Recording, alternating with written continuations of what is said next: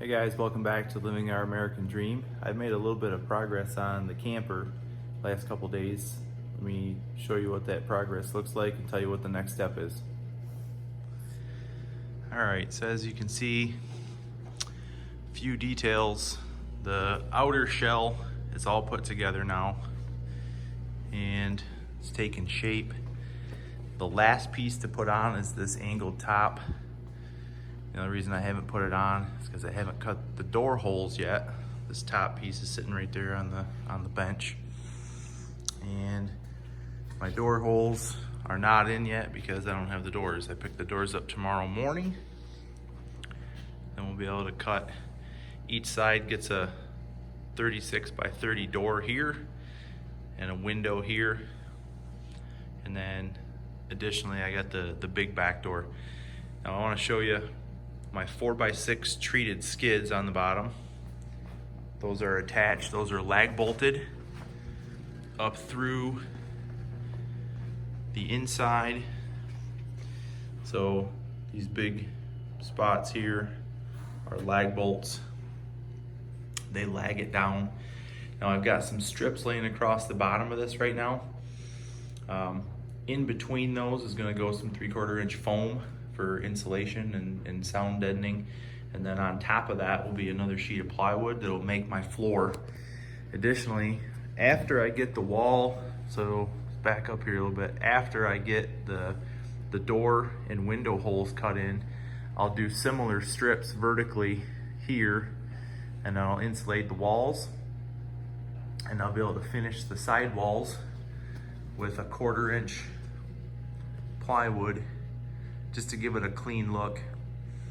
Now I've got to put, if you can see, actually let me just I'll climb in there in a second and show you guys, but right now, you know, the shape's coming together.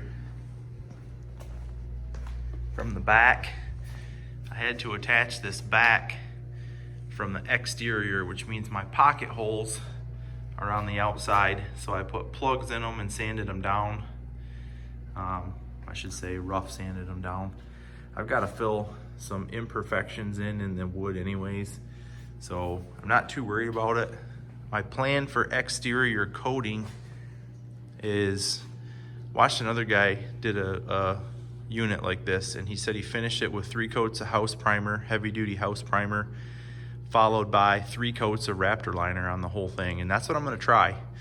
And if it doesn't work for some reason, you know, I can always come back over the top of everything with aluminum in the future, you know, pull the doors and windows and resheet it, but I think it'll work. But back here, we're gonna have, I'll show you in a minute, the top foot is gonna be a shelf from the inside, and then the bottom 48 inches is going to be rear storage. There's going to be a big hatch door in the back of here that opens, it swings open to the left. It's a pre-manufactured door. Pretty excited to see what that's going to look like. I thought about building it, and by the time you buy your hinges and all your pieces and parts, latches, hardware, you end up with as much money as it would cost to just buy this door. Now up here, I had to get a little, I have a, what is this, an 18-degree angle roughly right here that runs up through here. So I got a reinforcement board here. So when this top piece comes on, I really got to have a nice sturdy seam right here where these 2 boards come together. And then on the front, I've also got the angle cut here. I put an extra board here so that I got a little bit more meat to attach to. We're gonna get a little bit echoey in here, but looking to the back, I haven't finished this part of it yet, and I mean I haven't finished a lot of it, but there's going to be a piece of plywood that runs in there, and then an upper storage cubby. Now my power is all going to come into this corner right here. I'm going to divide this cubby, and there'll be like a utility corner here with a little door over it where my electricity comes in. My main power source is going to be 110 volts from an extension cord like at campgrounds and stuff. And then there'll be a transformer that will supply all of the 12-volt stuff. So up in the top of here will be a powered fan, 12 volt. All the lights are RV lights, so they're all 12 volt. So, and that's the interior lights, the exterior lights.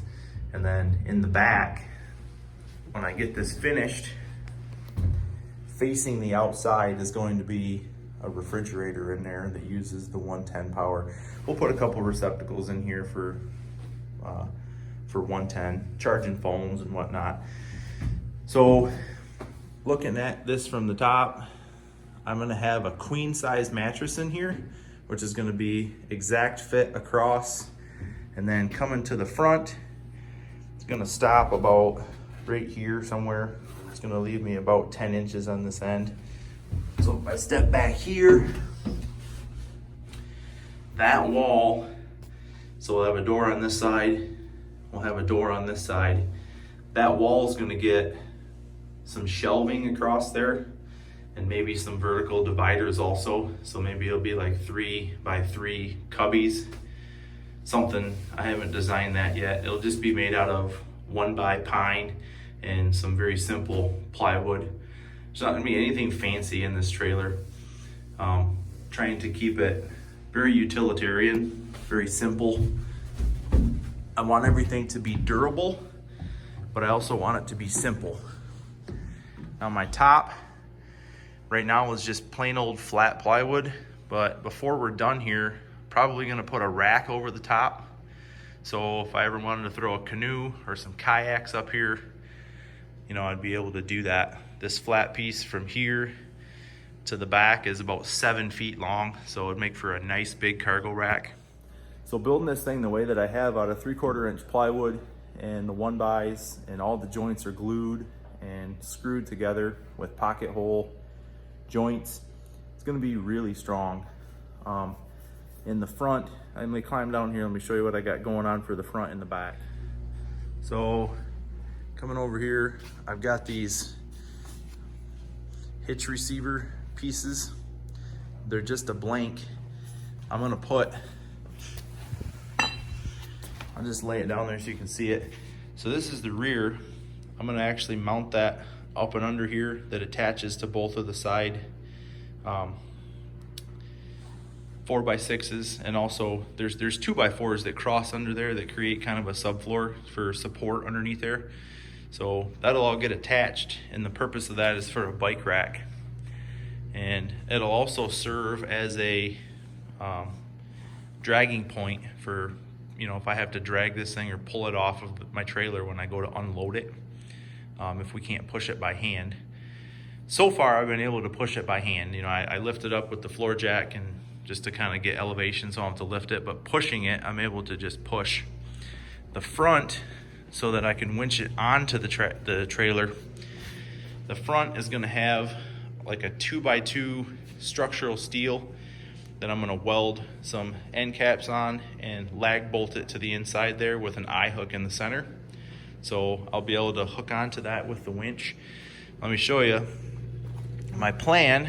So look at the front of this ATV here. I've got a winch on the front, and then I've got a hitch receiver. So my plan is to put a hitch receiver upside down so it levels the trailer a little bit better. But anyway, hook my trailer up to this, run the winch cable through the front of the trailer, attach to the front of the camper, and then I'll be able to run the winch and just pull this thing right on, easy peasy. So it should be pretty easy to do. I'm very excited to get the doors on it. Right now it looks just like a cardboard, or not cardboard, it looks like a plywood box right now. It's really nothing special, but once we get the doors and windows cut in and some of the interior lights mounted, this thing's gonna look pretty cool. Pretty excited to try this thing out. So anyway, that's the status update on my camper.